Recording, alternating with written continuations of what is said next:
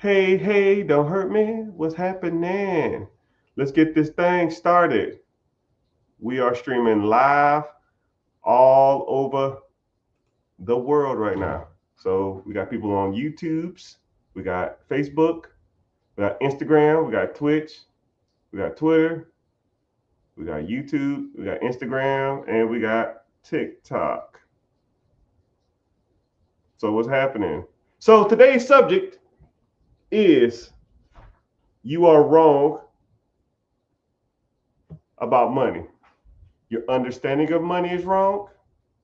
Your view of money is wrong. And a lot of people, when it comes to this stuff,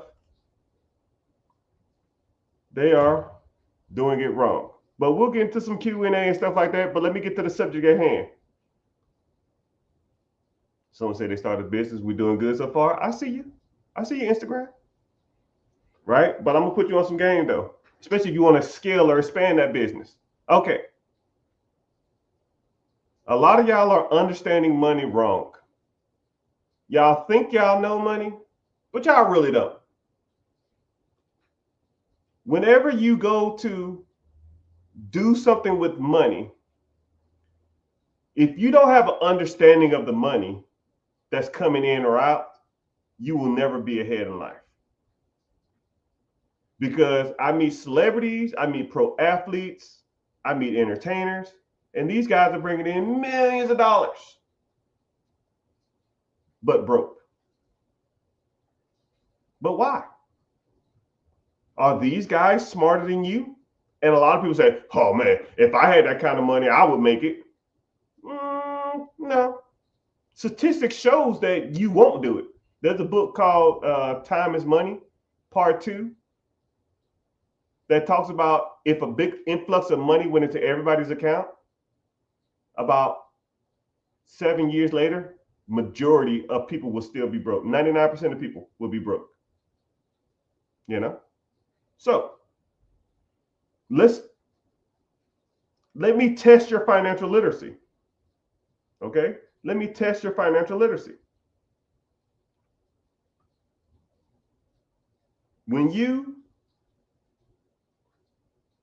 If you have a job and your job offers you a 401k, how much do you contribute to that? And we're live. Whatever the questions you got, answer them. Do you contribute to your 401k? Some people say no. Some people say the max. Some people say whatever they match. Some people say all of them. Okay. Someone says 16%. Man, if they're matching 5%, you should be at least doing that. Because that's free money.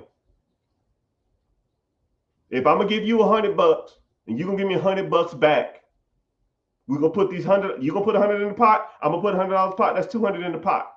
And then that's compounding interest on that. Why wouldn't you do that? And I meet people every day that say, I don't know. I didn't do it. All that type of stuff like that. It's free money, people. Oh, I'll figure it out myself. You figure out what yourself? You can make more money than 100% returns plus S&P 500 average return of 12%. You're making 112% annually. You can do better than that. Oh, I'm in crypto. Oh, you mean the accounts that's not has any backing? That shit can go to zero tomorrow, but it makes good returns. Yeah, for now. So did Circuit City. So did Blockbuster. What the fuck does that mean? Enron made good returns too. Look where they at. You know? All right. What about buying a car? How do you buy a car? Since most people got that what you call it question right, let's answer this. How do you buy a car? Do you finance it? Do you buy it for cash? What kind of car do you get? Someone said financing. Someone said lease. Uh-oh. Now we start to get a differentiation. Now we start to get some differentiation. I would rather put my fund in an index fund, life cycle fund. Trash! But you see what I'm saying? People are always thinking they know the system. People are always thinking they're smarter than the system. IULs are horrible. But we're not going to go there now. We're focusing on cars. But I'll get back to you. You wait your butt there. You stay right there, buddy. Because I'm going to get you. I'm going to get you, Mr. IUL. I'd rather put mine into an IUL. Why would I keep it into my 401k? I can borrow against. You know what? 2 tiers, 1 bucket. We here. Why would I put it in my 401k? I can put it in my IUL and borrow against it. Listen here, goofball. You can borrow against your 401k too. It's called a portfolio loan. Most financial institutions will loan you money against your portfolio if it has over $30,000 in it. And they'll give you 90% of it. And they charge a one-time fee for it. But IULs will charge you a monthly fee. And they'll charge you a fee to take your money out. So not only in your IUL aren't you making as much money in interest, trash, they're charging you more of a fee to take your own money out. And they make you pay interest to the fund. Anything else? I mean, we can do this all day. And I know this. If I had a pot of money, if I had $100 in this pot, and I had $200 in this pot, which pot is going to grow faster? If I put $100 into my 401k and they match, meaning the same amount I donated, your IUL doesn't match, my brother. So 200 is greater than 100.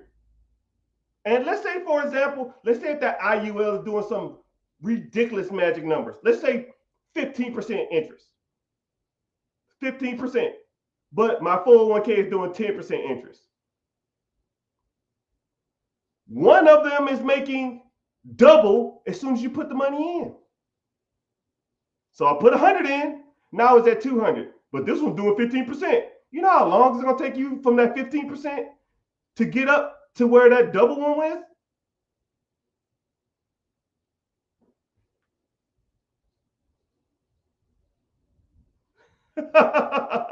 Then you can go take a loan out against your 401k. Hell, you can go to your human resource department and get a loan out.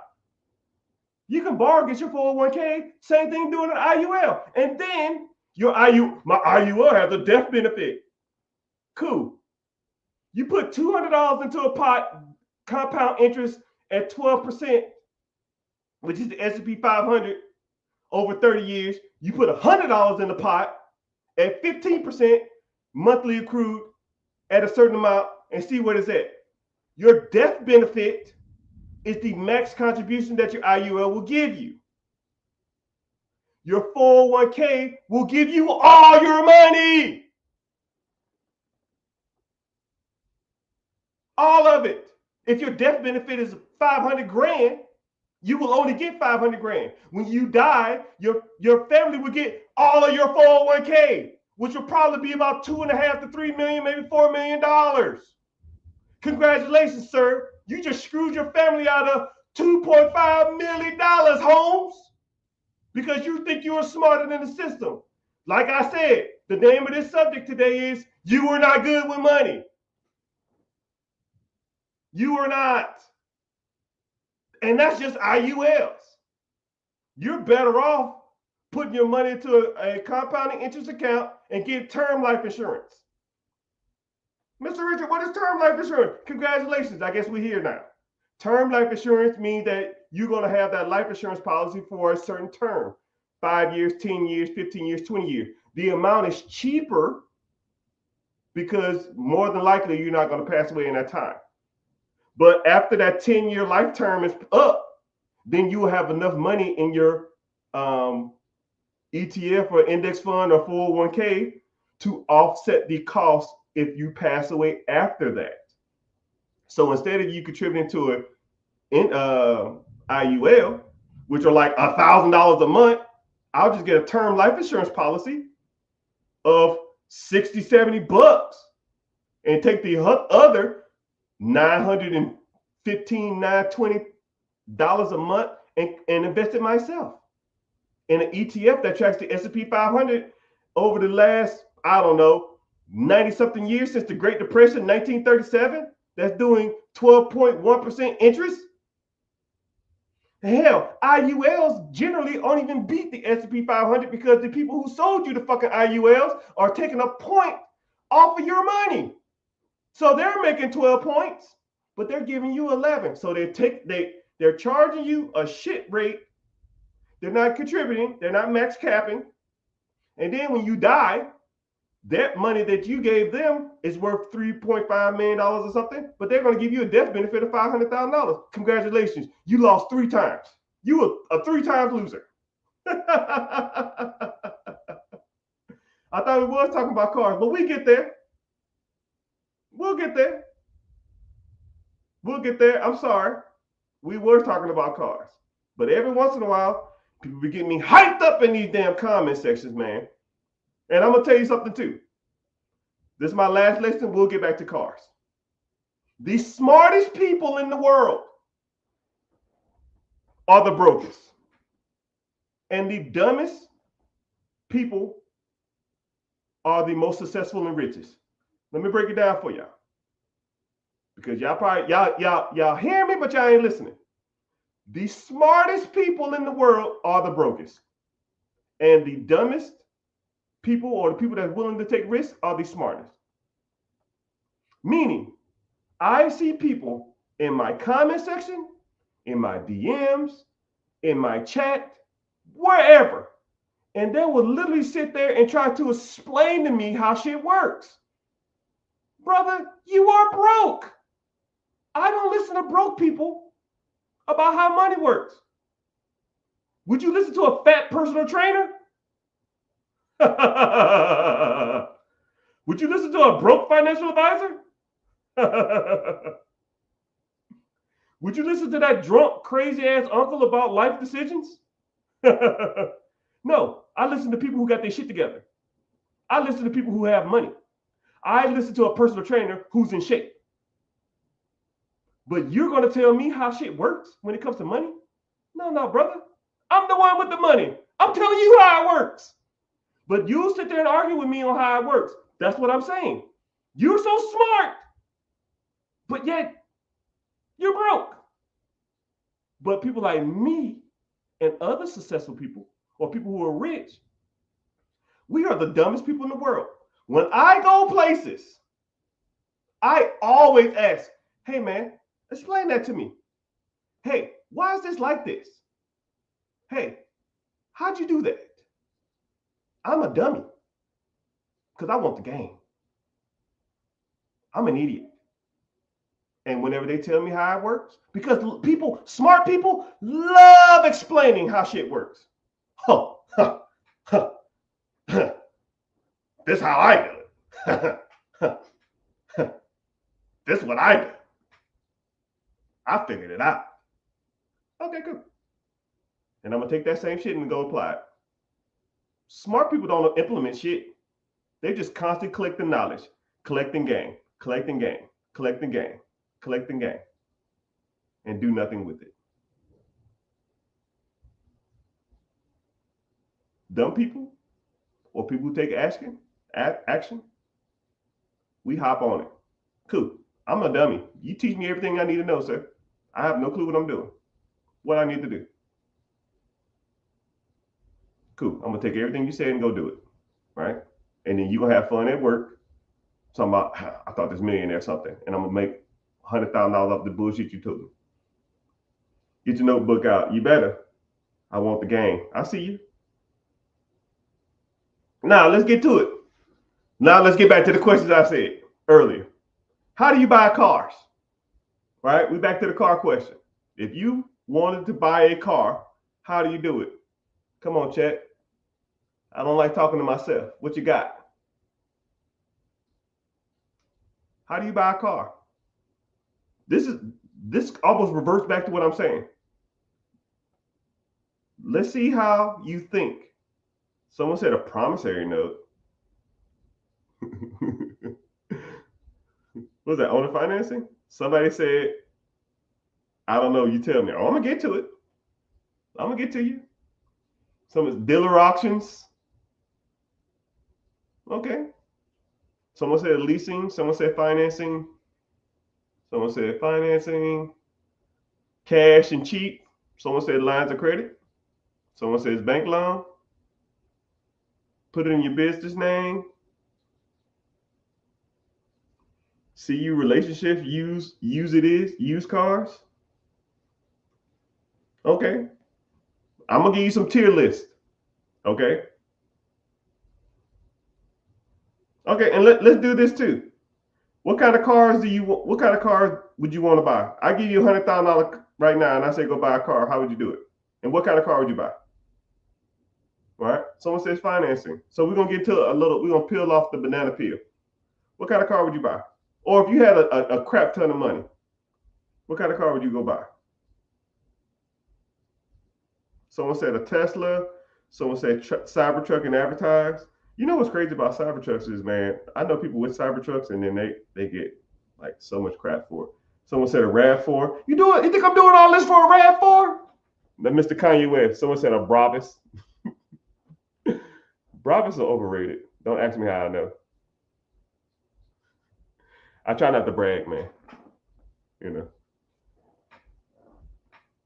Someone said a Porsche 911 GT. I can make profit. Shit, you ain't getting that with you ain't getting that with no 100 grand. Someone said an 8K 100 miles and reinvest the difference. Someone said a Nissan. Someone said a Camry. Let me see what we got. Someone said an Escalade at a car dealership.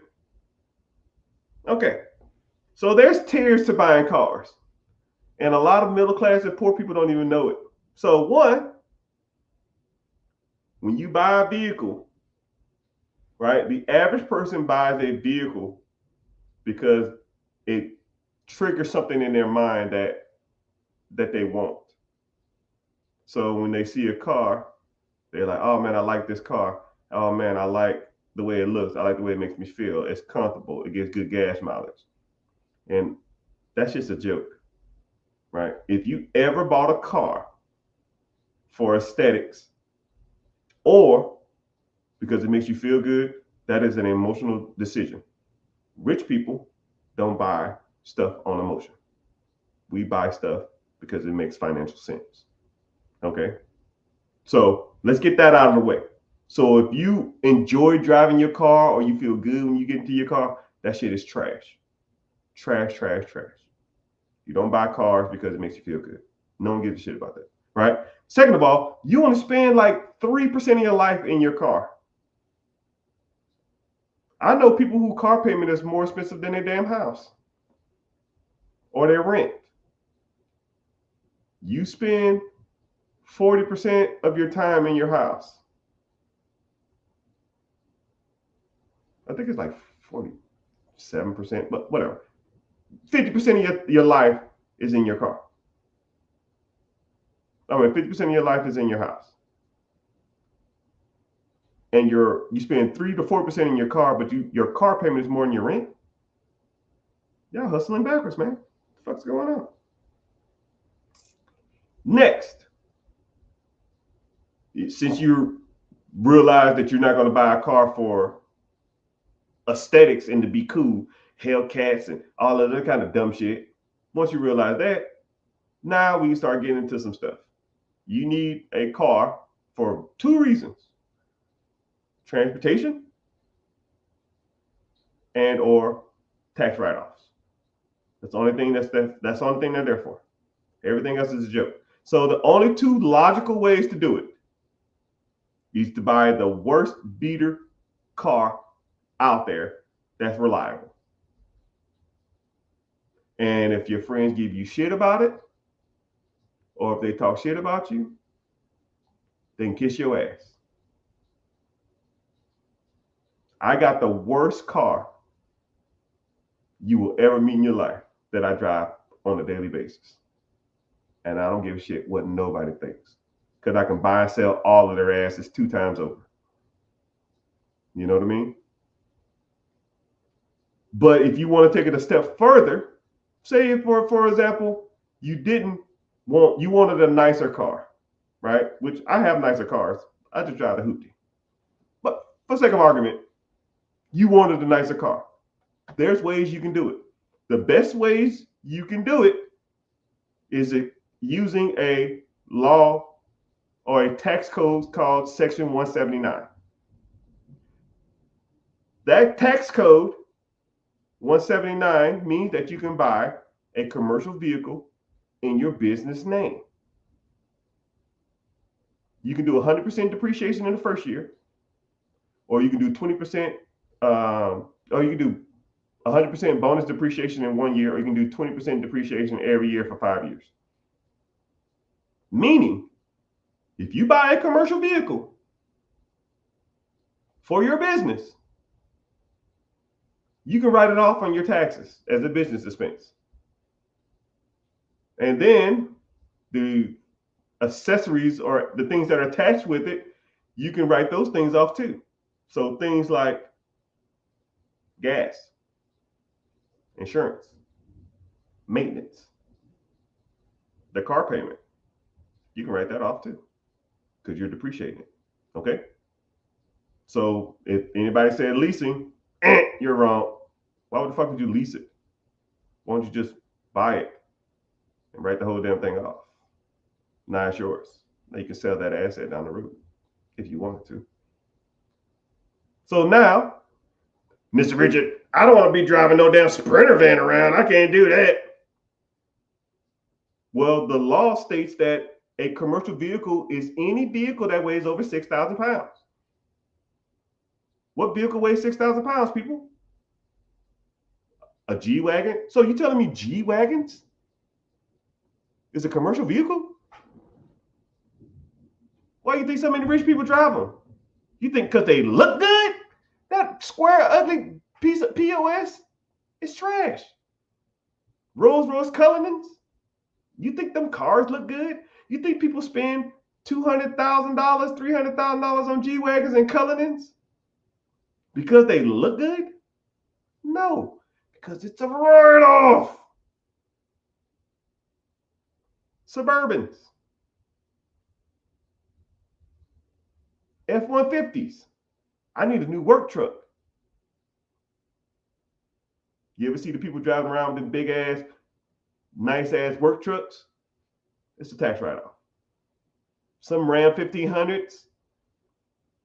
And a lot of times people are, a lot of these companies know that a lot of people are writing these vehicles off in their business names. So they're making the vehicles way more.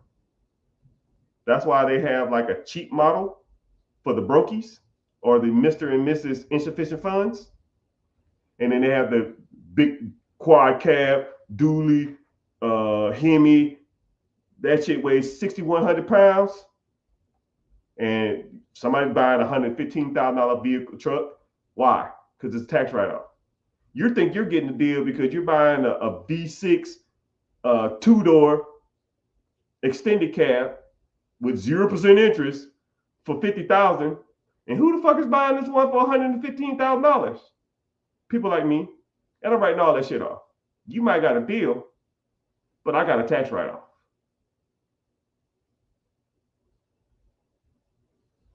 Urus's freaking Hummers, Cadillac Escalades. You ever went to a dealership or you ever Googled like Cadillac Escalades and you're like, dude, I remember Cadillac Escalades was $60,000. Why the fuck are they $190,000 now? Because people need those write-offs. People will buy them. And you can, and only requirement is that the vehicle has to weigh 6,000 pounds.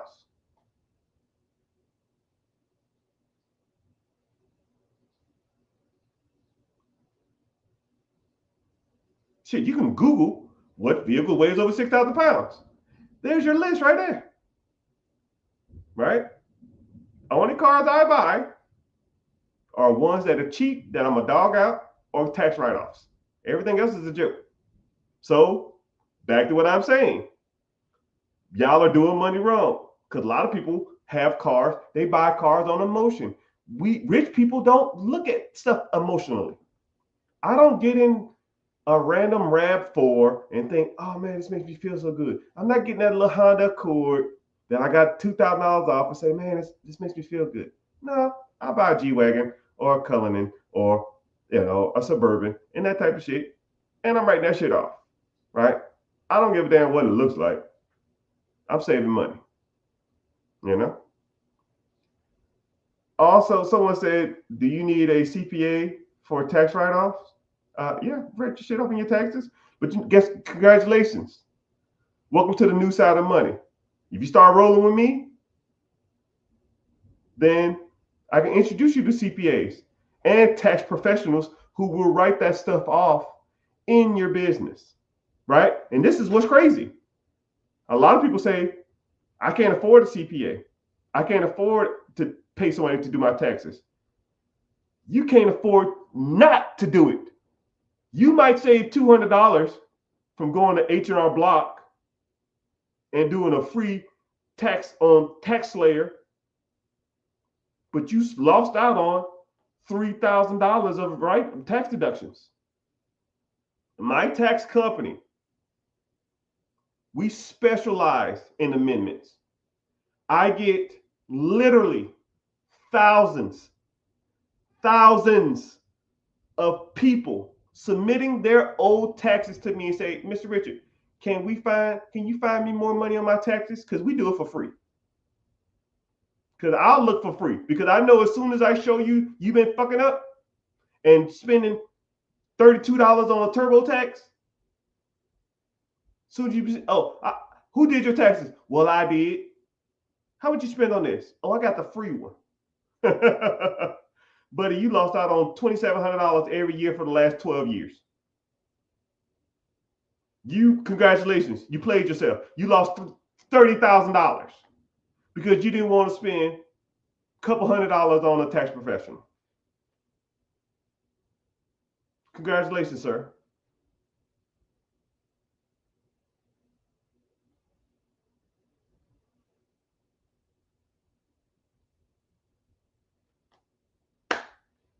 And what's crazy is, this is what's so crazy about money that a lot of people don't understand.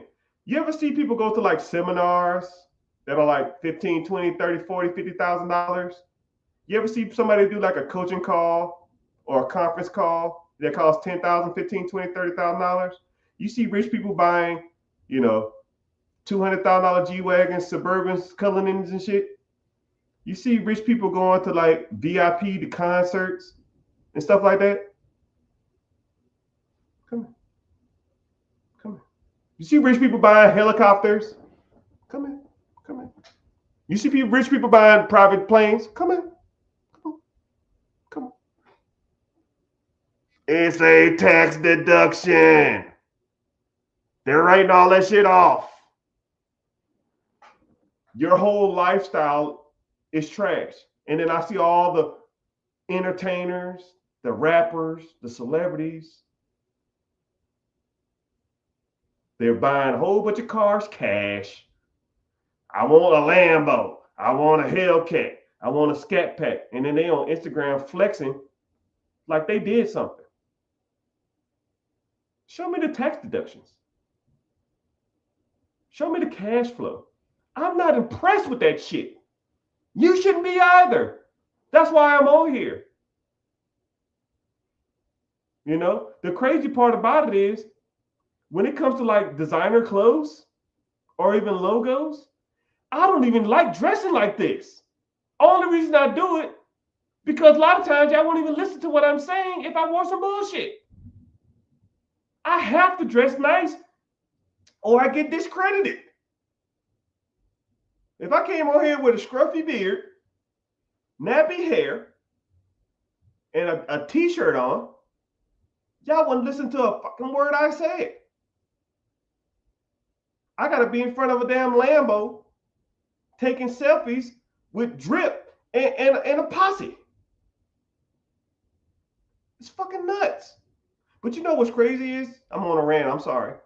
Only community that's like this is my Melanin Challenge friends. I've seen people literally giving $1 million worth of game in t-shirts on this community. No one bats an eye. You don't see nobody in his comment section talking shit. If I wore a t-shirt sitting in front of a Honda, every comment will be talking shit about the Honda. Every fucking comment, man. But they just don't know that the Honda is used to go check on my properties and my businesses. And I'm not putting all these miles on whatever I got else in the parking lot. And it's irrelevant because I'm not bragging.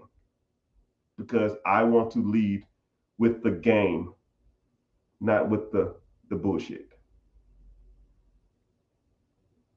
Okay, we talked about cars. Okay. And then we also talked about investments. Now let's talk about real estate, right? The subject of the day is you're doing it wrong. You think you're good, but you're not good. I just told you how to properly buy cars. I just told you proper ways you should be investing, right? Someone said IULs. Someone said buying cars. You should lease them. Someone said buy them cash. Why am I buying cars cash? How about I put a down payment on a business or a down payment on real estate? When the money from the business and the real estate comes in, then I can take the cash flow from that and buy and pay the payment of my cars or pay the payments of my houses. All right? Y'all are hustling backwards. Y'all go out here, y'all get a job. Then y'all get married. Then y'all buy a house. Then y'all buy a whole bunch of expensive cars, and then y'all take vacations. Right? But you can lose your job at any given time. And your job, no matter how much money, how much effort you put into that job, it's never going to increase the amount of money you make unless you get a raise or something. Right? But if you get an annual raise, that's just to hedge inflation. Hedge is just a fancy word. It's protect from inflation. Buy land. Come on, bro. I can do this all day. You're not doing it right. The name of the subject is you're doing money wrong. We talk about real estate now, right? Buying land.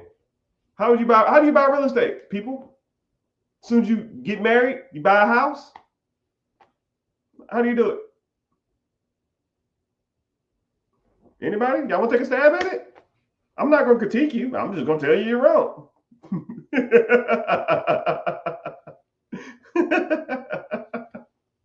I'm not reading nobody's specific names off. Hey, Richard, what's happening? Two Richards don't make it right. Someone says multi-family, multi-unit. A lot of people, when they say multi-units, they are saying it wrong, right? There's multiple ways to do multi-family, right? So someone says fixed credit. Fixed credit? What the hell does that got to do with buying a house? You don't even need the best credit to buy a house. You don't even that. You're doing that wrong now. So instead of multiplex.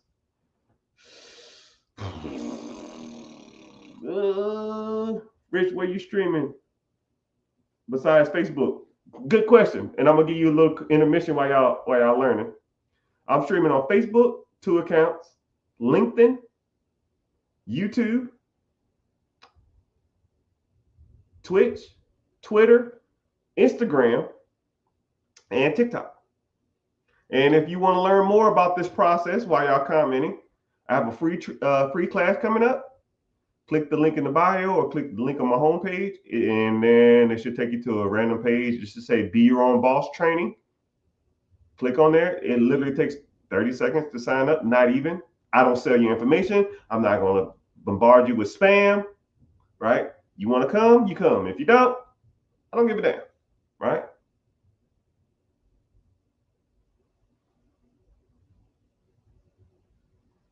Someone said, buy it in your business name.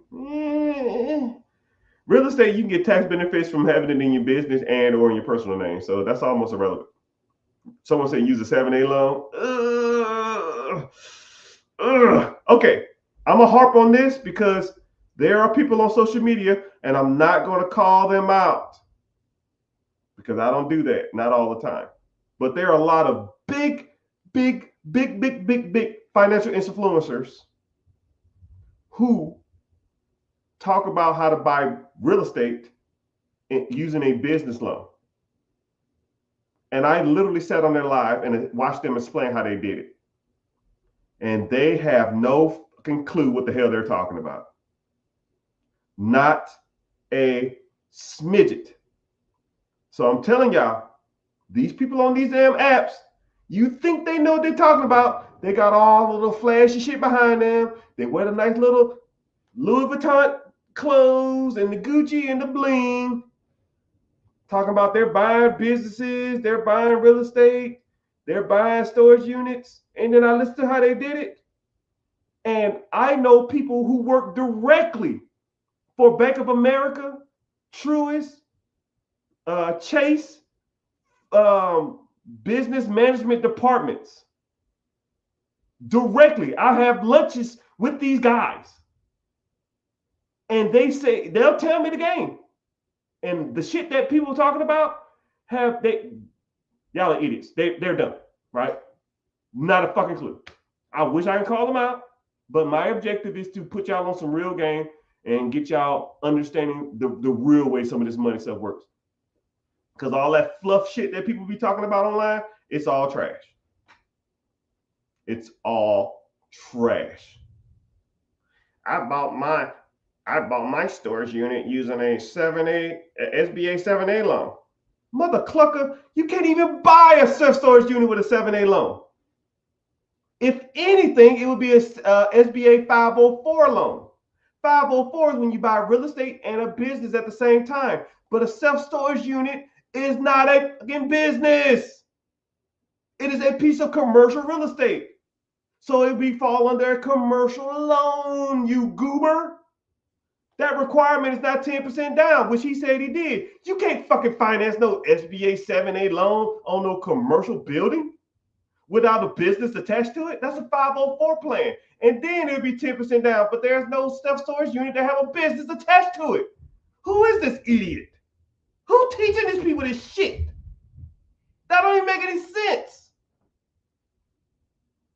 And then he was like, then the dude was bragging like, oh man, I put the self-storage unit in my business name. And then I changed the self-storage unit to my family's name. So let me get this straight.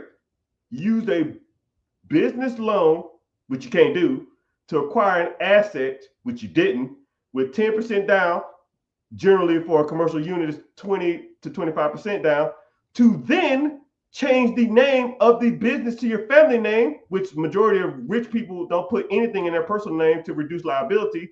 And then you lose out on the creditability of the business. If I Google that self-storage unit near me and I already know the name of it, why the fuck would you change the name? You got 20 years of history with that name, but I'm gonna change it to my name so I can feel cool and important. You are a fucking idiot. That doesn't make any sense. That's why you're a brokey. That's why people don't listen to this shit online. I'm sorry. I'm ranting. I am sorry. This shit's getting on my nerves. People are pissing me off. These gurus online have no clue what they're talking about. Hello. Is it me you're looking for? Okay, cool. I'm sorry. So how do you buy property, people?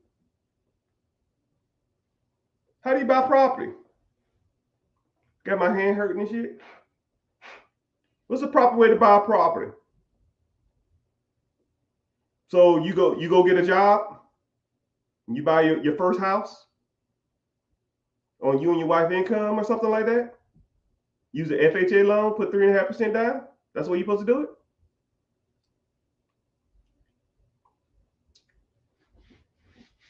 Is that the game, people?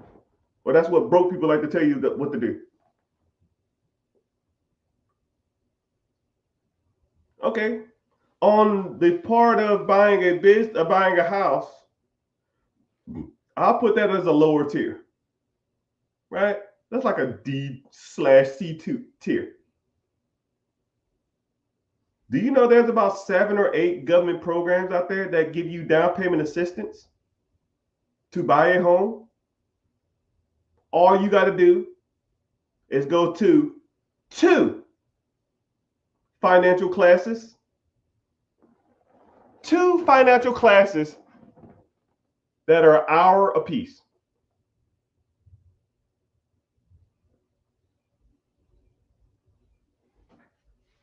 Not even that one, Ty. There's 7 financial classes. There's 7 programs out there.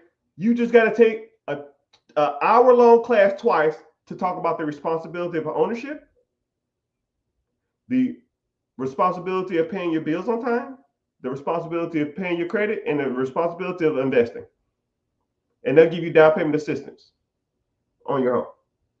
And these programs use grants secured by the federal government because the federal government wants you to buy these homes. They want things to buy this stuff, right? Someone said NACA. NACA's one. Someone else said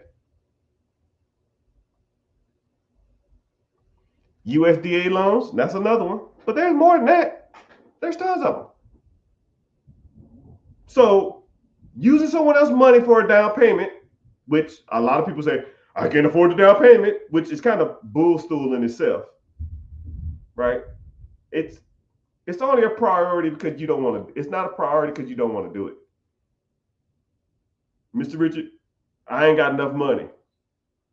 You don't have enough money because you don't want to do it. I'll put it like this.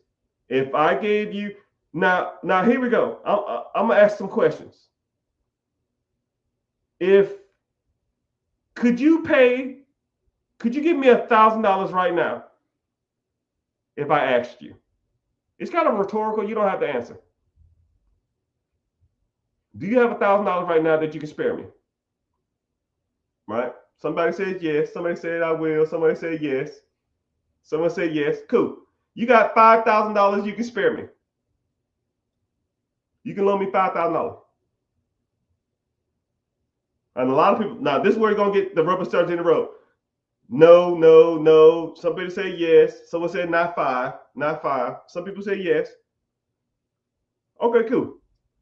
I'll make you a deal. If you can bring me $5,000 cash 1 month's time from now, so whatever today's date is, 1 month's time, you can bring me $5,000 cash. You know what? Fuck it. Let's make it interesting. $10,000. 1 month from now, I want $10,000. Someone said they lying. Yeah, they lying. You give me, let's make it a little more reasonable. 2 months. You put $10,000 in my hand, and I'll give you, in exchange for that $10,000, I'll give you $100,000 cash.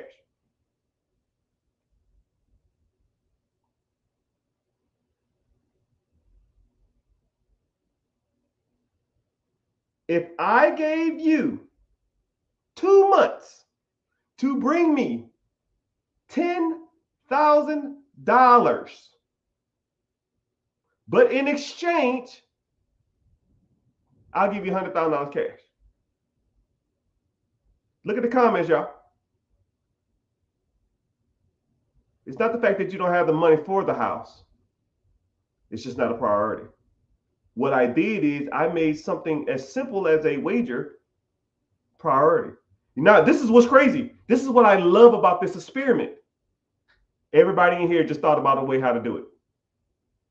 All y'all little mother cluckers thought exactly how to do it. God dang it, I love it. I love educating people because all of y'all just came up with the answer in your head. You know what? $10,000, shit, I can sell this car. I can sell some plates. I can mow some grass. I can go do some DoorDash. All of y'all just fucking did that. Why can't you do it now? What's the difference? All of y'all did it. I know you did it because I did it. I mean, come on, man. All of y'all did it. 2 months, $10,000. You broke right now, apparently. Broke. I need $10,000 in 2 months. Shit, I can sell my car. I can work extra weekends. I can borrow some money from Craig. I can get some money from my mama. I can start doing DoorDash. I can start doing couch flipping. I can start doing Uber Lyft. You just solved the freaking problem in your head. You literally just solved your own problem. But then I'll ask, hey, who got money for a down payment for a house? Man, I'm broke. Man, I ain't got it. I asked y'all, give me $1,000. I can do 1,000. Give me $5,000. Man, I don't know if I can do that. I'm broke. Give me $10,000. Man, I can't do 10. Cool. I'll give you 2 months to give me $10,000. Give you $100,000. Deal.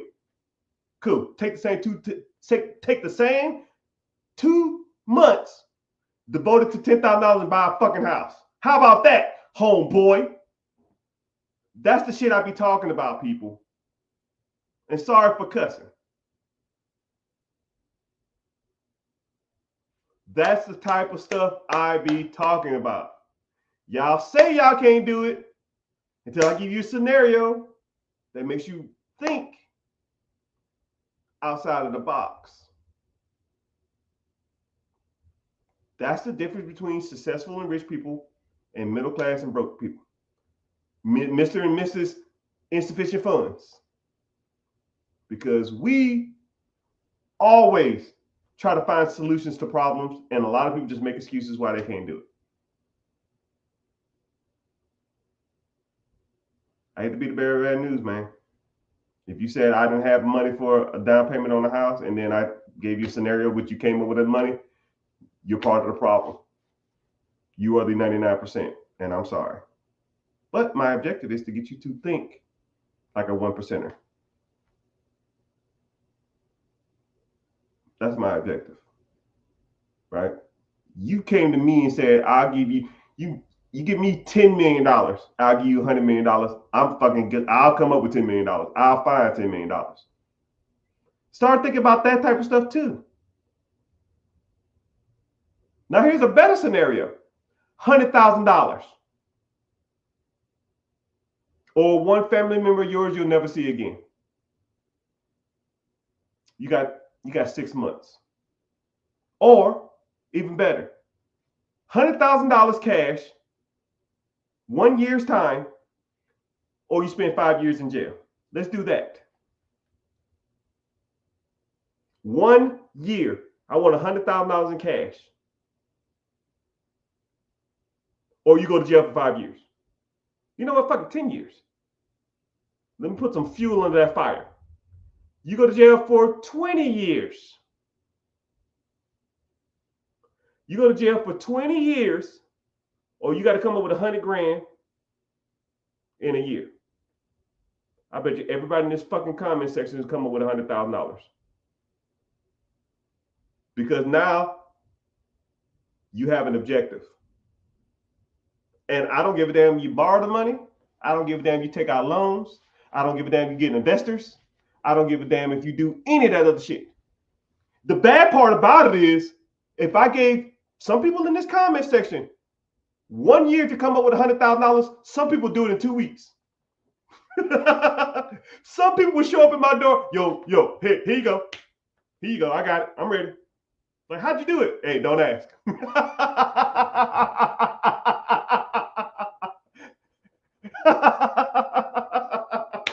Hey, man, don't ask, man. The point is, someone said, what's the point? The point is, a lot of people aren't where they are financially because all they do is make excuses. I don't have $100,000 down for a business. I don't have $50,000 down for a business. I don't have $5,000 for a down payment on a house.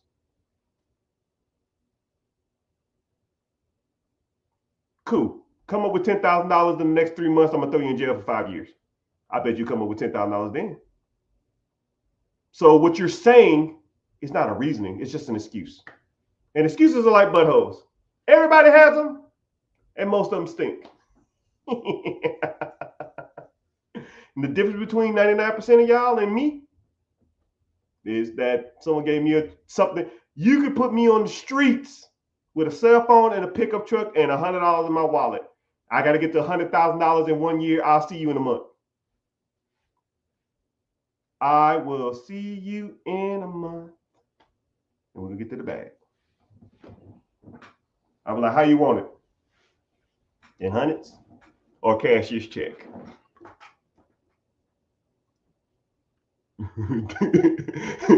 Don't ask. No excuses, my brother. No excuses.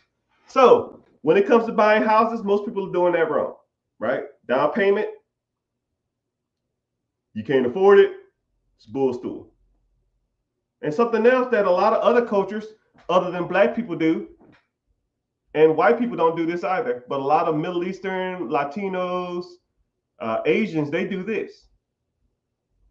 Why aren't you living with your family while you stack money together? I don't understand it. If I have a 5-bedroom house and it's just 3 members in my house, and your brother has a 3-bedroom house, but just him and his girlfriend or something, and your other brother or your sister has a 2-bedroom house and it's just her, and your mom has a 4-bedroom house, but just her and her dad. Why the fuck we got 4? Why are we renting 4 houses? I don't even get that. I've met people who hired me as a consultant for their family. And I said, all of y'all are renting.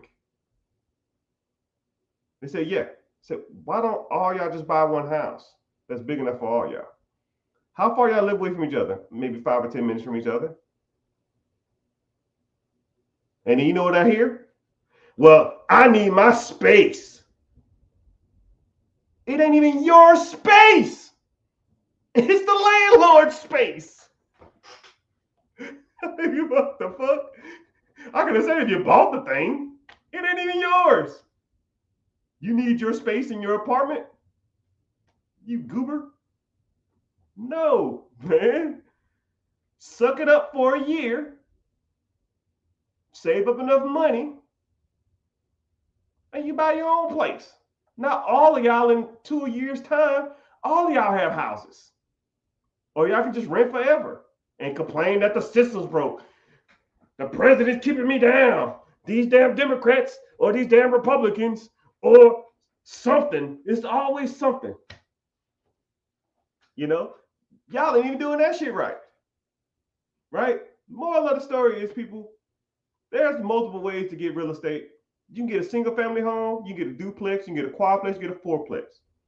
That's up to 4 units. You can finance 4 units as a single family, as a individual. 5 units or more is considered an apartment complex or a commercial building, right? You got to put more money down. You can get 3.5% down for a fourplex. Why don't you just buy a fourplex? You stay in a unit, your mama stay in a unit, your brother stay in a unit, and your sister or your other brother stay in another unit. Y'all all put in, divide the mortgage or the house payment by 4. Y'all pay that and keep the difference. God dang. So the moral of the story is a lot of people are doing this stuff wrong. Y'all ain't got a clue on how some of this stuff works.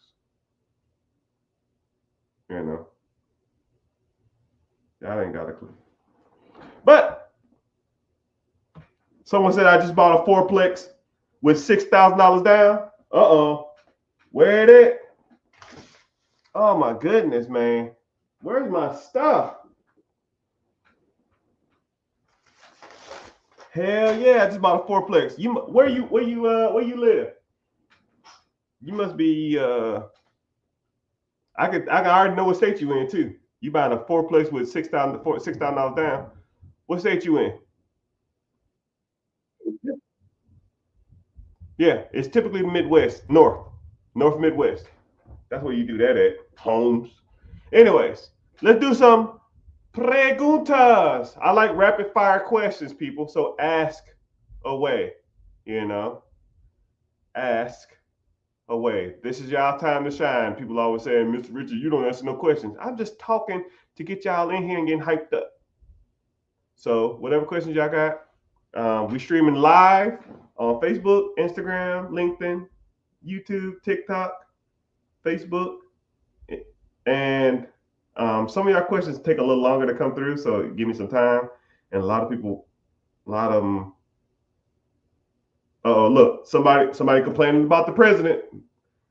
That ain't what we do here. I don't give a damn who's in office.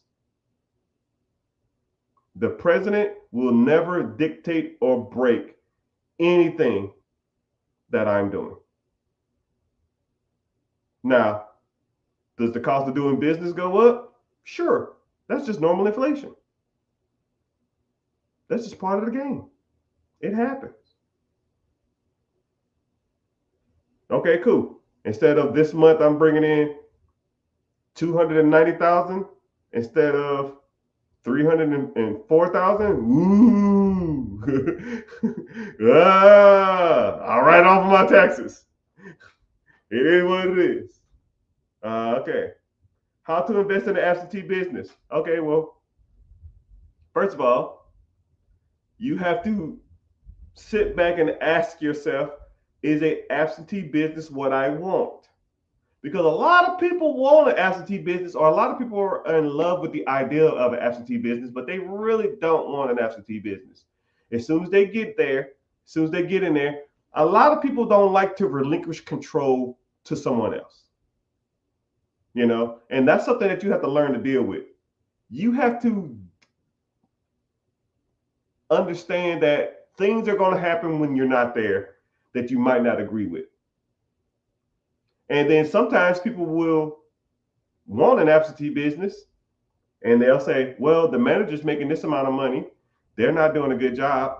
I'll just hire myself as the manager and I'll come in and do a manager position, have part-time, and pay myself the extra $60,000, $70,000, $80,000 on top of the $300,000 or $200,000 I'm making. So now I'm bringing in a 280 versus 200, and now I have more control.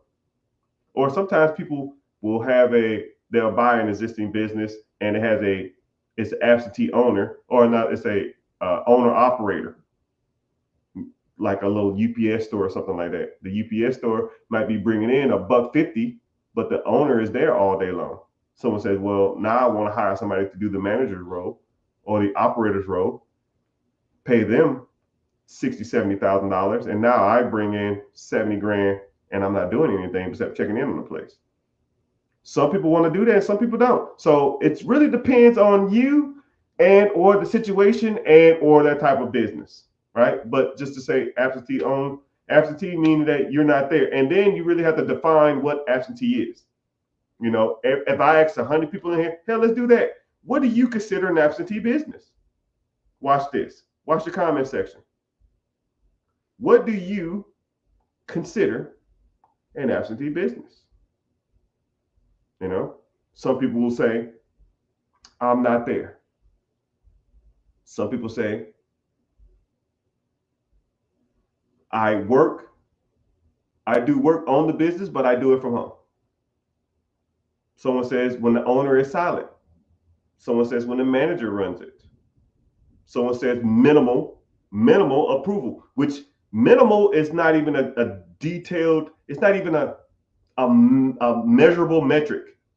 Minimal is not measurable, right? I don't know how many hours that is. What's minimal? I don't know what that means.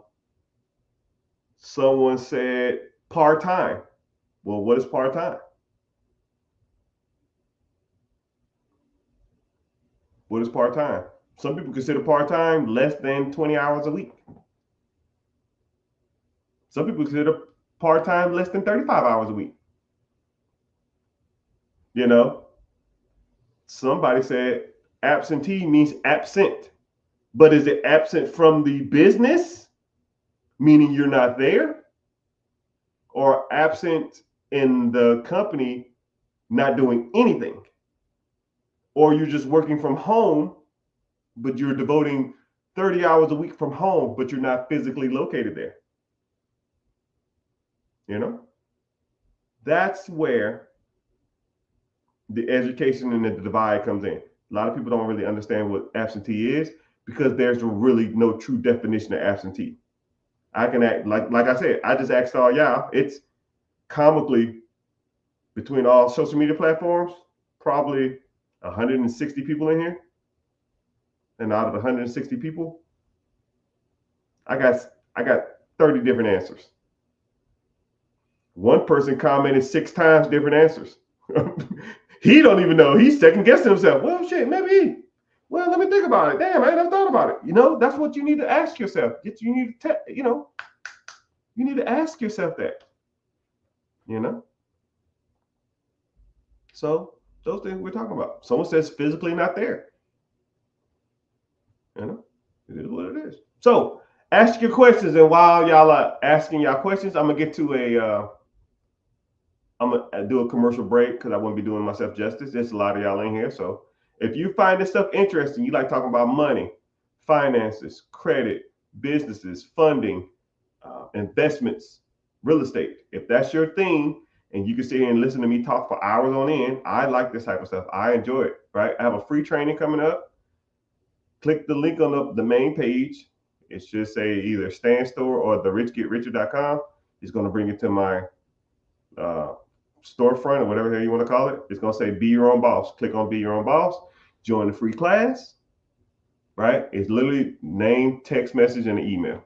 Right? I don't solicit your information. I don't sell it to the farm. I'm not going to spam you. None of it. So you want to come? Have a free training class on buying absentee businesses, buying real estate, investments, credit, funding, whatever you want to talk about, right? We could talk about it there too. Someone said all of the above.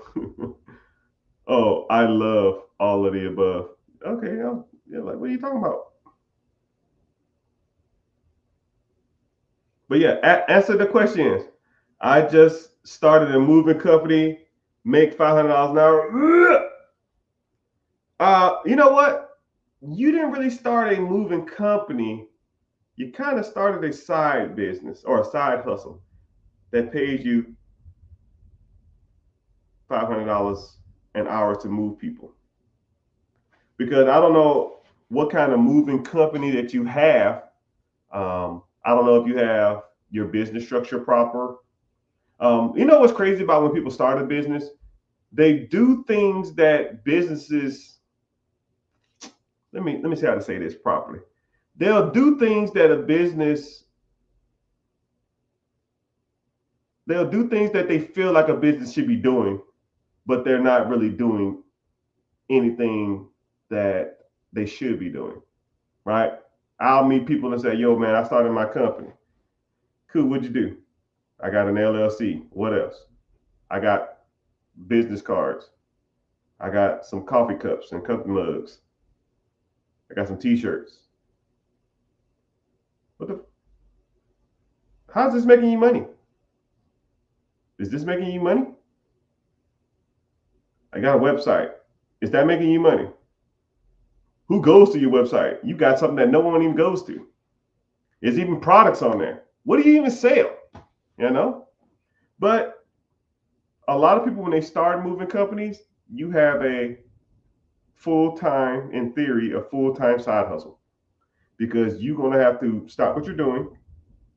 You're probably going to be moving the stuff yourself, maybe a buddy of yours, and you might make decent money. You might charge $2,500 for a move, $2,000 for a move, but you say you make $500 an hour, but gas ain't free, your truck ain't free, the buddy you're paying ain't free, insurance ain't free, and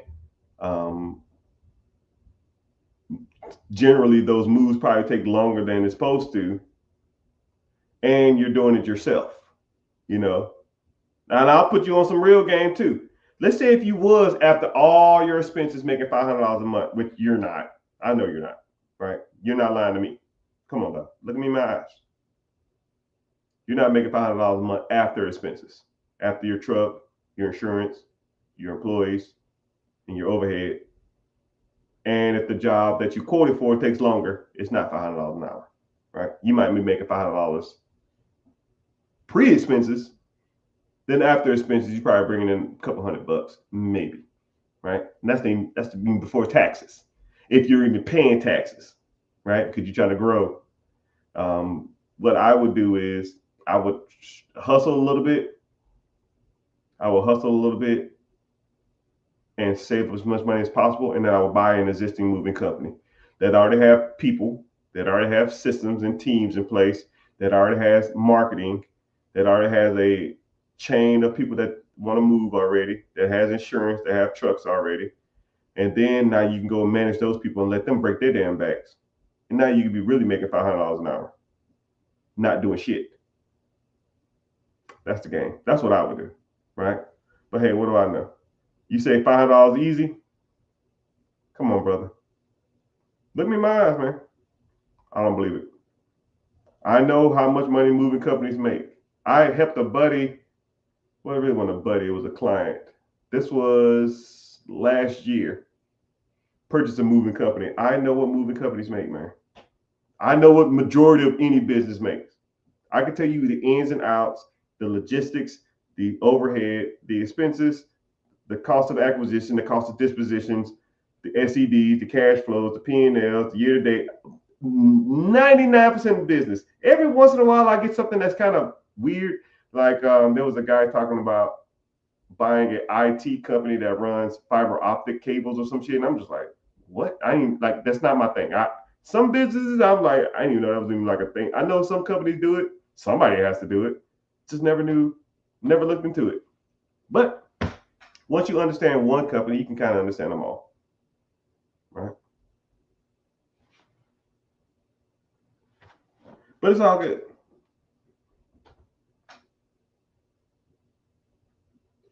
He said, I know a lot, but I'm telling you, bro. Okay, cool. I'll take your word on it.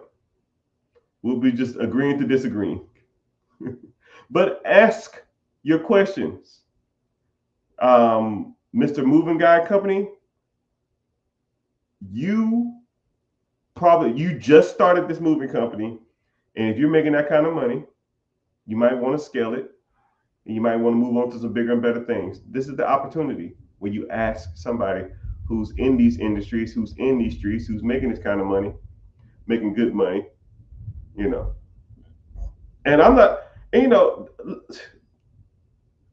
I'm gonna put you on some game, Mr. Mover Man. You say you're making $500 an hour, cool. But like, are you bragging? You me give you a high five? You me tell you what I make an hour? You don't even want to know. And it ain't moving. I ain't even doing this. I got a bad shoulder. I need a backiotomy. My knees, all that military service, carrying up the country and holding that United States flag up. My right knee is a little off, man. I ain't lifting nothing, right? You can make $500 an hour, or you can make $2,000 an hour being the boss, the real boss. You know what I mean? That's the game, man. I'm gonna put you on something because I can respect the hustle, because I know what you're probably doing. You bootstrapping it. Stack your money. Don't reinvest into that. Use the money you're making, save up to buy an existing moving company. and you integrate your systems into that new company, and you will quadruple your income. You think $500 is cool? How about $5,000 an hour and you don't do shit? That's cool. That's a flex. How many people you know making $5,000 an hour who don't do nothing? I know a guy, he got 2 fingers and real handsome. Got 2 thumbs and real handsome. But it's all good. Thank you for being here, though. I appreciate it. So, hello, everybody. The accountant's in the house. I see you. Where do you find companies for sale? Yes. There's tons of them for sale. But this is more so than looking for companies to buy and sell. You need to learn how to evaluate a good business. Because, there's tons of things for sale out there. The best analogy I can think of for whoever said that, and this goes for everybody out here. What kind of car do you own, right? Tell me the car you have and how much is it worth. The first person who give me a good example, I'll use that car, okay? What is the value of your car and what kind of car is it? The first person who give me the answer, I'll give it to them. Someone said they just registered. Appreciate you. See you in class, my brother or sister. What's the value on it? Someone said a 2022 Tesla 3, 22,000. It's worth about $22,000. Cool. A Tesla 2021 worth about 22,000. I'll say 22 and 22 just to make that easier. A Tesla 2022 worth $22,000. Okay. He or she paid $22,000 for that Tesla. Now, if I was driving down the street and I saw that same Tesla for $22,000, is that a good buy? Yes or no? Someone said a CLA Mercedes for $60,000. Brother, what the hell? You might be making all that money from that damn moving company, but you're spending it all on dumb stuff. Ugh, gross. Come on, man. Heck no. There ain't no way. Pooey. Okay, so y'all say no. A $22,000 car that's worth $22,000 for sale for $22,000. That is not a good deal. That's average. You're buying it. What you pay? What it's worth? Same car, a 2022 Tesla, right? It's one for sale for $28,000. Now, is that a deal?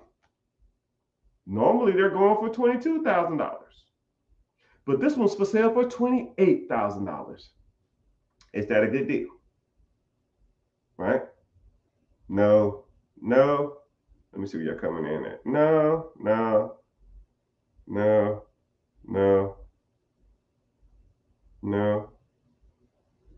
Heck no. No. Don't scream at me, man. I see you. No. I see you, Instagram. No. Okay. A 2022 Tesla that's worth $22,000. I saw another one that's for sale for $15,000. Now, is that a good deal? A $22,000 car for sale for $15,000. You're probably thinking to yourself, why is it so cheap? What's going on with this? Hey, what's going on with this car? Normally they're $22,000, right? This one's $15,000. Oh man, I got arrested. I'm going to jail for 6 years. I need the cash for a lawyer. First one that comes up with the money can have it. Or I'm moving out the country. I got to move back home to France to take care of my auntie. I need the money. I leave in a week. Or, hey man, I'm getting deported. I need the cash now. First one with $15,000. Get it. Or, hey man, I'm getting a divorce. My wife says she want to take half, but she can't take half of what I don't have. I'm selling for $15,000 and keep the cash. You know. And then this is what's crazy. This is what's crazy. A lot of people in the comment section, first thing y'all reverted to is that something was wrong with the car. Something must be wrong with it. It must have a high lot of miles. Batteries must need a good replacement. It must be a lemon for them to be selling it that cheap. You never know what people are going through. And instead of looking what's wrong with something, show me what's right with it. And while a lot of people look at stuff and say, oh man, I bet it's a scam. I bet you something's up. I bet you something's wrong with this. You know what? I'm going to say yes to this, and I'll deem if it's bad or not. Not it's bad and you convince me. That's a loser's mentality. You are doing money wrong. That's the between 1% and 99%. 99% of people always look at something. What's wrong with this? Rich people say, I'm getting a deal. Right? I'll look it over, and if it don't make sense, it don't make sense. It's a scam. Why should I buy this? The mileage are high. Bet something wrong with it. No, you'd be surprised what people go through. Same thing with houses. Same thing with real estate. Same thing with businesses. Now, instead of a $22,000 Tesla, let's say a $2 million company. This company should be selling for $2 million, but now they're selling it for 1.5. Why is this company for sale for $1.5 million? I'm going to jail. I'm getting deported. I got to move out the country. Illness in the family. You see what I just did, people? It's the same thing, just on a bigger scale. If you can't buy a $20,000 car right, you can't even buy a $10 million, a $2 million business right. You can't buy a $200,000 company right. Same thing.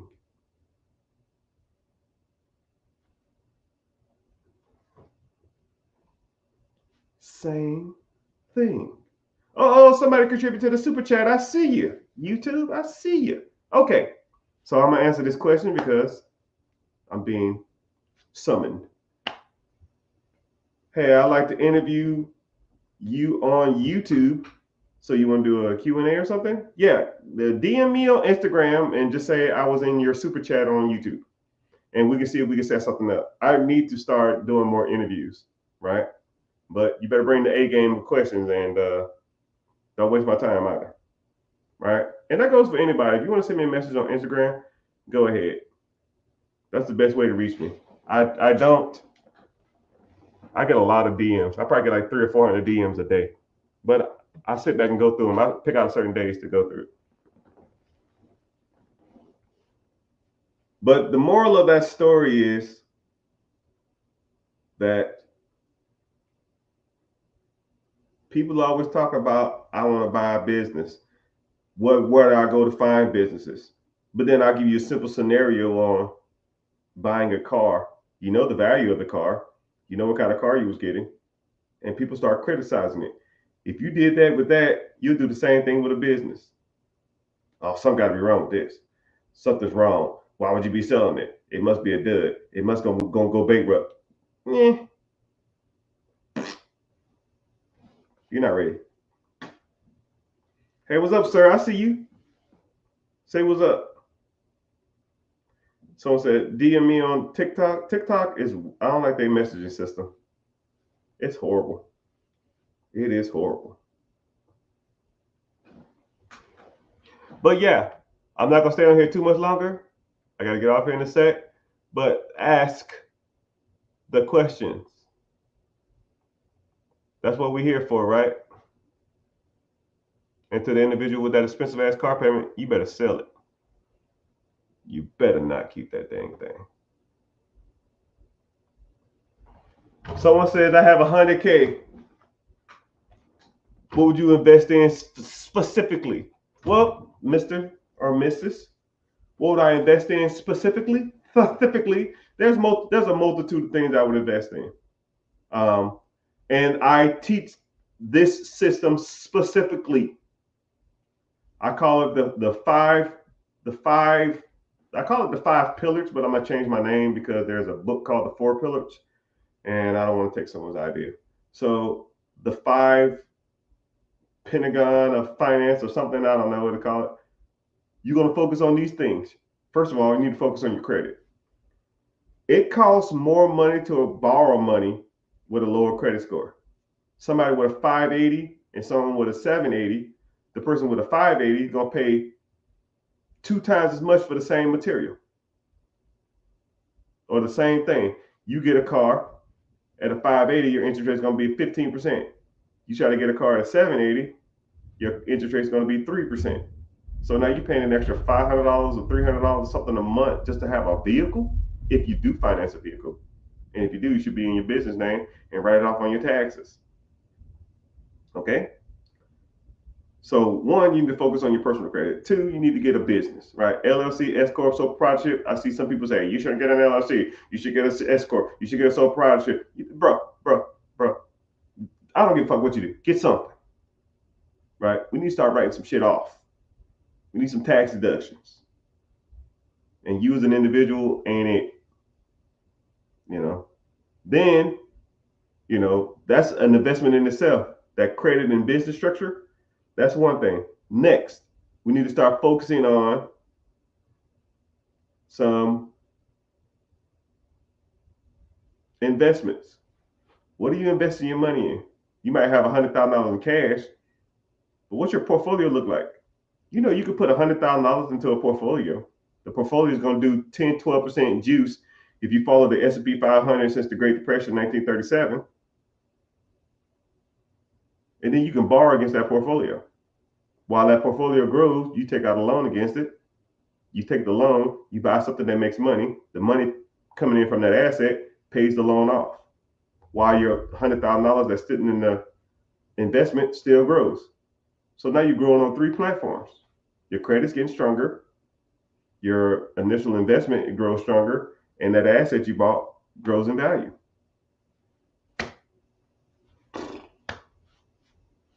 Or buy a business, right? Or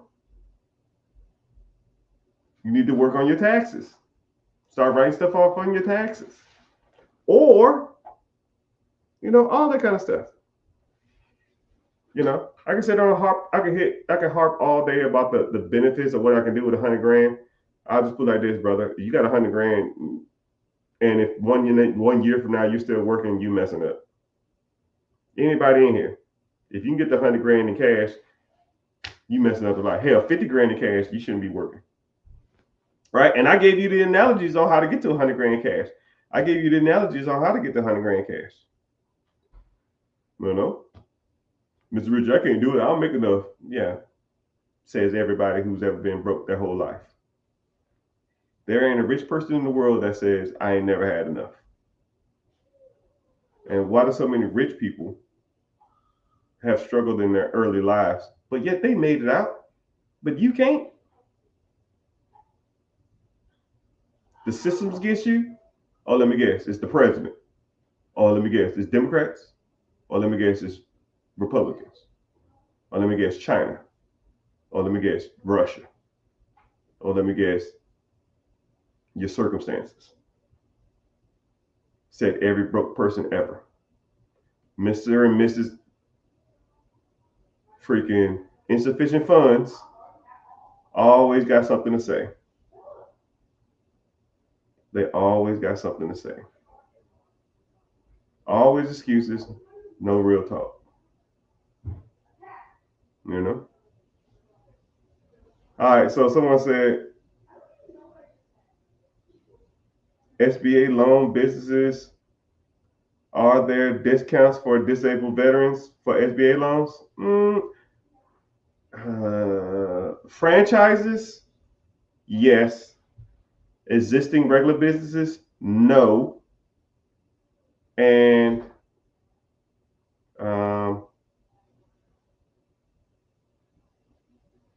existing businesses, no. Franchises, yes. A lot of times veterans get waived their franchise fee and stuff like that. Someone said, how did you learn? Self-taught, or how did you learn? Or were you self-taught? It's a combination of both. I paid for mentorship. I've paid for coaching. I've paid for guidance. And I also did a lot of School of Hard Knocks, and I did a lot of like reading. But I'll tell you what, I've learned more. My personal opinion, I've learned more. If I had to put them in order, books, I would give it about a 6 out of 10. School of Hard Knocks, just going out there and trying the stuff, I get about a 9.1. Just going out and doing it and just seeing if you like it. That's 9.1. Mentoring. So to me, there's a difference between mentoring and learning from other people. There's two people who learn from other people. You can learn from other people and be mentored at the same time, and they're almost like one and the same. Like, I can watch somebody's action and how they do it and learn from them, while also they're teaching me how they did it. And I think you need kind of both. One hand washes the other, and it's like the yin and yang of mentoring and coaching. You can watch somebody do something, and then you can ask them how they did it. You know what I mean? I think that's how you really get ahead, right? And I'll put that at like a high 8, 8.5, 8.6, maybe 8.9, right? But I think a lot of the game is going out there and doing it yourself, because you can have a mentor, and like, you can hire me as a mentor, or you can hire me as a consultant. I can teach you everything there is about money, right? Everything. But at some point in time, you have to execute. You have to go out there and do it. And you will see the things that I say to be true, or the things that I wasn't too clear on, and you get an understanding, a different perspective of it, because you're living it. You know? But like books and stuff like that, books are subjective. They're what you make it. And I think a lot of, but I talked about mentoring and learning. I talked about doing it yourself. I also talked about books. But 10 out of 10, the best thing you could do to be financially savvy, I think you have two things. And you'll hear, and I want you to, if you don't remember nothing else I say, remember what I'm about to say now, okay? One, you have to be a little delusional. And when you see other people who are successful saying this, you will say, that's what he's talking about. You have to almost believe it so much that it's comically insane. You almost have to will it. You almost have to say to yourself, this is what's happening, and I'm not doing anything other than this to make this goal happen. And it sounds stupid, and it sounds weird, and a lot of people can't hype themselves up. So I'm being transparent as possible. And when you see this from other people who are successful, right? I don't care if you call it manifesting. If you go Google, and there's a book called The Secret. The book, The Secret, it's all people who are super successful. Their quotes of like them believing in it before it happened. Right? I was watching something earlier today, and there was this Olympian who wrote down on a piece of paper 500 times, "I will be an Olympic champion. I will be an Olympic champion. I will be an Olympic champion." Because you almost have to like comically convince yourself that it already happened before it actually happened. And I listen to me, y'all. Don't look at me like I'm crazy, and don't judge me. And it sounds stupid, but if you're not living that life before that life happens, then that life will never happen. You almost have to start looking at it like, I already own this business. I already own this real estate. I am already a multimillionaire. I am already an avid investor. And that positive energy, or that understanding of the game, it will start to like, it will be attracted to you. And the money and shit, it starts flowing. If you speak that way, you act that way, you carry yourself a certain way, money will follow. Right? You ever heard the expression, positive, positive attracts positivity and negativity attracts negative? If you saying, man, I'm broke, I'm always going to struggle, I can never get ahead, you know what's going to happen? You're never going to fucking get ahead. If you say, man, today is the day, I'm going to be successful, I'm going to be rich, I'm already rich, I'm already seeing myself making $100,000 a month, I'm already seeing myself doing all this stuff.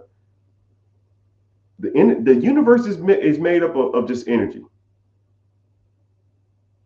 The term "fake it till you make it," it almost should be tattooed on everybody's forehead. The Law of Attraction. Wow, that's a book. The Secret. That's a book. Fake it till you make it. That's a book. Why do people write about this shit? Just like I said, you'll see the signs everywhere. You got to believe it. If you don't believe it, it won't happen. I've never met a successful person that didn't visualize themselves being successful. I watched a video of Conor McGregor. Conor McGregor was talking to Ronaldo. Conor McGregor goes up to Ronaldo. First of all, Ronaldo didn't even know who Conor McGregor was. That's how big Ronaldo is, the soccer player.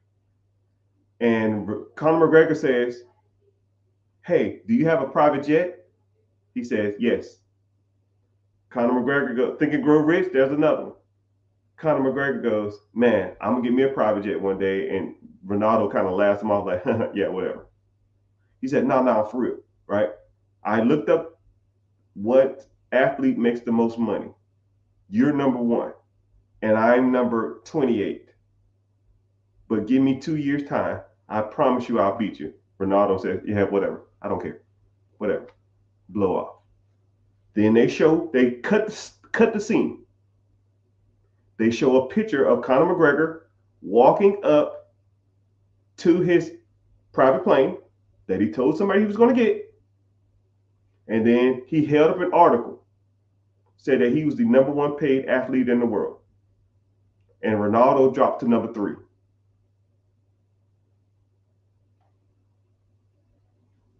If you start paying attention to the signs, you start telling the universe that this is what's going to happen, the universe will give it to you. I'm not trying to sound crazy, and I'm not trying to blow smoke up your butt. If you don't believe it here and don't believe it here, you'll be broke the rest of your life, man. It's here, and it's here. Money comes and goes. How much money has gone through your hand over your lifetime? Probably millions of dollars. The only thing that makes the difference is a lot of people hold on to it and invest that money into something that makes them more money. The only difference between them and you is you spend your money on junk other people invest it.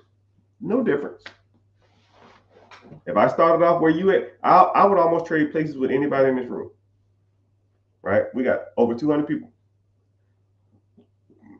I would trade places with anybody in this room. I could do the exact same thing.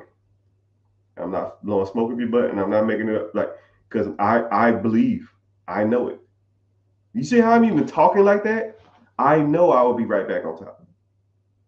It sounds delusional, This guy he can't start where I'm at. I'm barely making ends meet. Look at me. 3 months, I'll be right back where I'm at. Hell, you gave me a job, I'll really be back. A decent income with a vehicle?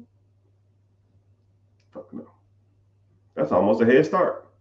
Now you take away the vehicle and give me a cell phone and $300 and the clothes on my back. Maybe an extra month now because I need a vehicle. But you give me a vehicle, it's over. A vehicle and a cell phone and $200, it's over. All right, I'm ranting. I don't like to rant. So preguntas. I see who's been in here the whole time. I really appreciate y'all. I really appreciate y'all. Instagram in the house, Facebook in the house. Let me check in. Let me see. One person from Twitch. If you watching from Twitch, comment something, man. Because I don't. Your comments look weird to me. Someone said, "Do I do one-on-ones?" Yeah, if you're interested in, if you interested in it, click the link in the bio. Join the free class. I don't know where you're watching from: Facebook, YouTube, LinkedIn, TikTok, Twitter, Instagram. Just click the link in the bio. It should say "The Rich Get Richer" or like Stan Store or Linktree or something like that. Just click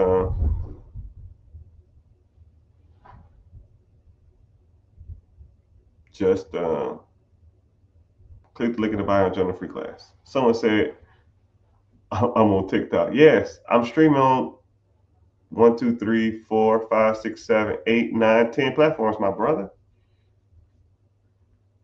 Should I put my property earnings into a trust? You know, somebody came to me the other day. Speaking of trust, somebody came to me the other day and said, "Hey, Mr. Rich, I have the best setup of my trust." I said, "Okay, cool. Break it down for me, I guess, if you want to talk about this. Because I'm going to prove a point to you." So I have a holding company in Wyoming. My holding company is in Delaware, which gives me anonymity. I set up my trust so I can be the beneficiary of the trust. I put my house in my trust. So if someone tries to sue the trust, I'm just the beneficiary of the trust. The trust just can be dissolved and I can roll that house over to another trust. And they never can find me because my Wyoming LLC. I have multiple holding companies and LLCs and all that kind of stuff. I said, cool. How much does it cost to make? What? You don't want to ask more about the trust? No. How much that cost? Just out of curiosity. Well, the lawyer fees to set up the trust, the LLCs, the holding companies, the Wyoming LLCs, the Wyoming holding companies, the Delaware holding company. The maintenance on it is about $3,000 a month. The initial setup is about $10,000. Cool. How much money that makes you a year? Well, it doesn't make me any money. It protects me. It protects what? How much money is it bringing in? Well, it doesn't make me any money. It costs me $3,000 a year to maintain. So you're spending $3,000 a year to maintain something that doesn't bring you any money. In your head, that makes sense. How about you spend that $15,000 and start a business or buy a business or buy some real estate? And then when that real estate starts bringing you some money in, you buy more real estate. Then you buy some more real estate. Then you buy a property management company to manage all your real estate. Then you buy a wholesaling company to wholesale real estate deals that you bought. And then when you do buy them and hold them, then your property management company can manage your properties. Then you're going to expand your portfolio from property management to multiple units from other people. Now, when your real estate is bringing you in 20, $15,000, $20,000 a month, your property management company is bringing you $10,000 a month, your wholesale company is bringing you $30,000 a month. Then let's set up that trust, because now that trust is going to be making you whatever's in it $30,000 to $40,000 a month. So when people ask me, how should I do something? I tell them, make money first. Then let's set up the trust. Because a trust without any money, it's like a pirate with buried treasure, but the chest ain't got nothing in it. Arr, look at here, mate. I have the best hiding spot for me treasure. Look at this. You go down 3 coconuts. You take a left at the palm tree. Arr. You gonna see the shipwreck. Go 3 paces left of the shipwreck. You bury it right there. Cool. What you putting in the buried treasure? What you burying? I ain't got nothing yet, but I got this bulletproof plan. The fuck are you talking about? Let's go get some money first. Then let's bury some treasure. Then once I have a lot of gold, then I can figure somewhere to bury it. Damn, that's a good analogy. Wow. Wow. Wow. Wow. I literally love that analogy. That was a good analogy. Why are you worried about money you ain't got? You trying to protect money you ain't got? No. Like a pirate trying to protect treasure. You know what's crazy about it is, a lot of people don't even know this, but a lot of pirates are considered like poorer people, or like the scum of the older civilization. So for them to have a lot of money, let alone a lot of money to be burying, it's almost like a folklore, right? Pirates never bury treasure. They barely had enough money to scrape by. That's like saying a crackhead with a checking account. Yeah, exactly. See how stupid it sounds? Crackheads don't have checking accounts. They can barely keep enough money to keep the crack going. You know what I mean? Better question: when should you start a trust? You'll know. You'll know. To put it like this, if you have to ask, you ain't there. When you start making good money, when you have enough money, when you start bringing in enough money, or you have enough money to where you feel like I need to protect this asset, then we can get started. Think about it like that. If you don't have nothing worth protecting, no one don't want your 93 Honda Accord with a donut on it, right? No one don't want your chrome heart jeans and them whack ass Jordan 3s that are scuffed up. Nobody want that. When you start making real money, you'll know. If you have more to lose than gain from not having it, when you have enough assets that the assets pay for the trust and or the S corps and the sole proprietorships and the C corps and the holding companies, okay. A lot of people get a lot of people get Wyoming LLCs and buy a car in a Wyoming LLC to minimize taxes when they purchase cars or paying car tax, because Wyoming doesn't have car sales tax. So let's think about it. If the LLC holding company costs $2,000 to maintain, I'm buying a $2,000 car that's going to save me $2,000 in sales tax. Okay, what kind of car are you going to be buying that is going to be worth the while? You better be buying some fucking $100,000 cars and shit like that. That makes sense. You know what I mean?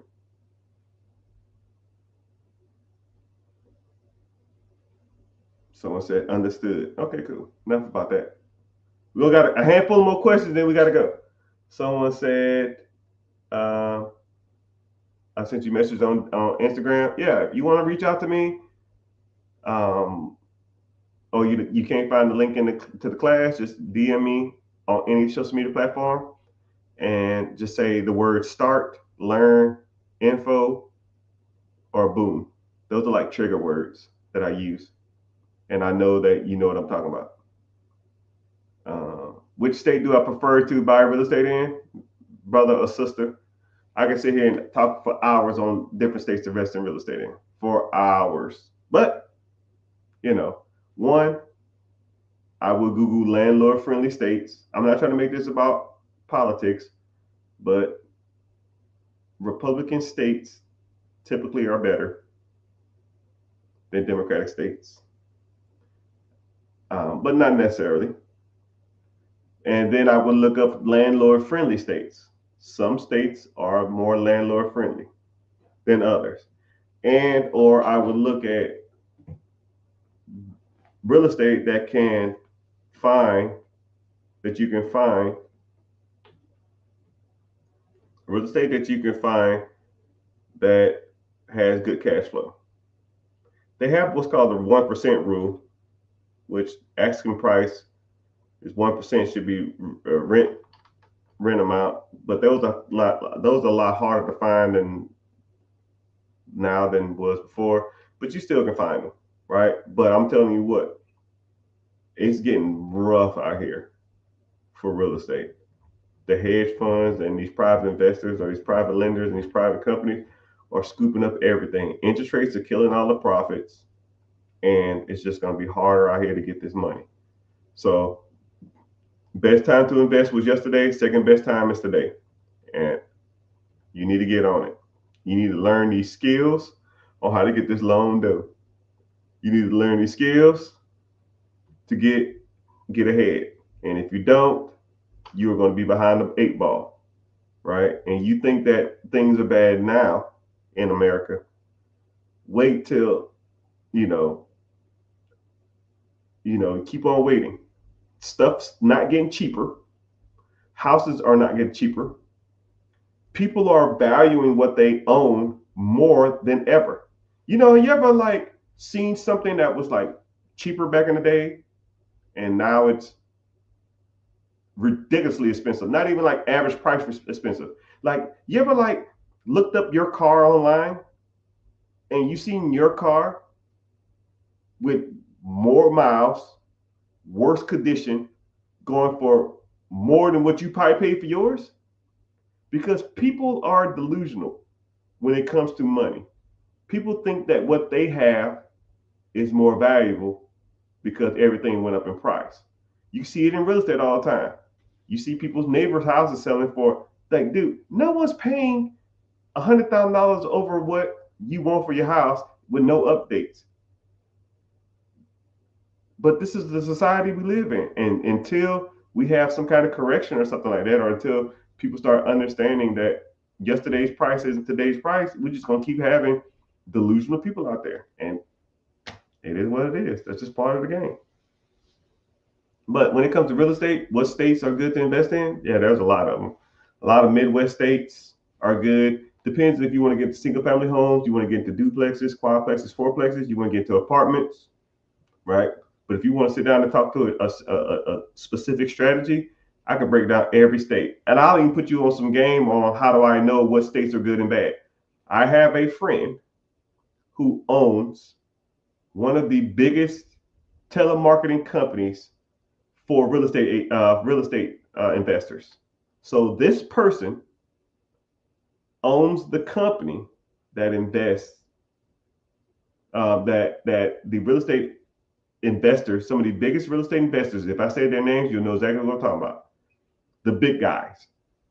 They run their company that do cold calls for them, that call people to ask them to sell their house, or cold text messages. So what happens is that person will come to me and they'll say, hey, Mr. Richard, I need some investment help. Or Mr. Richard, I need my cousin or my sister or somebody need their credit worked. And I said, you know what? Let's do this. I'll do their credit for free.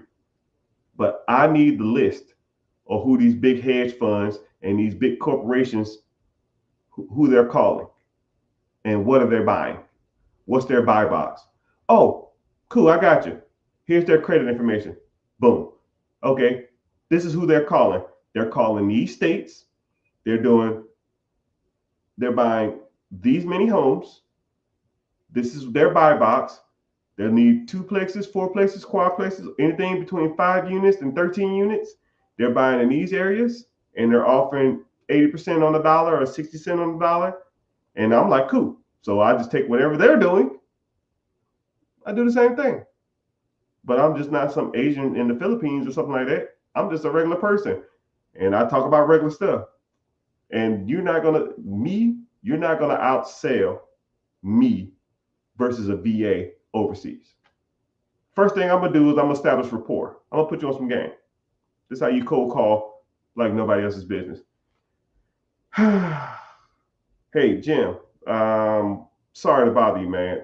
You're my last call. I've already made my quota for the month, and you just last on my list today. I apologize, but I see you have a house that you probably want to sell. If I do buy it or don't buy it, I don't care. I'm leaving in 20 minutes. I just had to make this call. So can you tell me a little bit about the house or something like that? Because you're on my list and it says you want to sell it, but I don't know even if we can do a deal or nothing like that. If you're not, it's fine. It's fine with me, right? They say no. Okay, cool. I see you. I'm calling a Texas number. Are you still in Texas or you relocated? Okay, what part? You can name any state, all of y'all. Name a state. I can name a city. I can name a landmark. I can name the weather. I can name the major attractions. I can talk about the traffic. I can name the major highways. All of it. It's comically easy, right? So now you're gonna name off random cities. Someone said Arizona. Okay, Phoenix. I heard Phoenix this time of year is great, but I didn't know that even in Phoenix it's so hot. If you go to like the mountain range and stuff like that, there's snow up there. You wouldn't think there was snow up there in Phoenix or in Arizona. You know, stuff like that. Oh man, where'd you visit? And then we'll just go on a rant talk. 20 minutes later, I got rapport. You're not gonna get that from some Philippine Asian person in the Philippines. You're not gonna get that. And then whenever they do, you know what? I didn't mean to hold you up from so much of your time. You are on my list, but if you ever decide to sell your home, my name's Mr. Richard, your name's Mr. John, reach out to me, man. Save my number, right? Just shoot me a text message and say, I'm thinking about selling. And I'll give you the best offer you can. I'll cut through the fluff. I won't waste your time. We'll go from there. Thank you. Click. 2 weeks later. Hey, this Mr. John. This Mr. Richard. I'm thinking about selling that house. Got him. The hedge funds don't get that. I got it. Boom. I'll offer them 70 cents on the dollar. I have a $400,000 house for sale for $300,000. I put a $10,000 markup. I sell it to an investor for $310. They put 40 into it. They sell it for 300. They make 50. I make 10. They get their house sold for cash. Win, win, win. I don't lose at this stuff, people. I do not lose. Anyways, I got to get off here. My time has elapsed. And I'm getting hungry, and I'm getting cranky, and I'm getting tired. So, I appreciate y'all for being on here. Like I stated before, if you like talking about money, you like talking about finances, you like talk about credit, talk about business funding, you talk about real estate acquisitions, you like talking about investments, talk about S corps, sole proprietorship, C corps, you like talking about ETFs, mutual funds, crypto. I don't give a damn what it is. You like talking about buying businesses, storage units. I am the guy, right? I love talking about money. Love, love, love, love, love. I will literally sit on this chat for hours on end and talk about money. However, my throat's starting to hurt. I'm getting disgruntled. I'm seeing spots. I haven't eaten. And I gotta go. So if you want to learn more about this stuff, click the link in the bio, like I stated previously. Click the link in the bio, come to the free class, learn more about this stuff. I appreciate y'all being here. I appreciate y'all hanging out. At least give me a follow. And thank you for your time.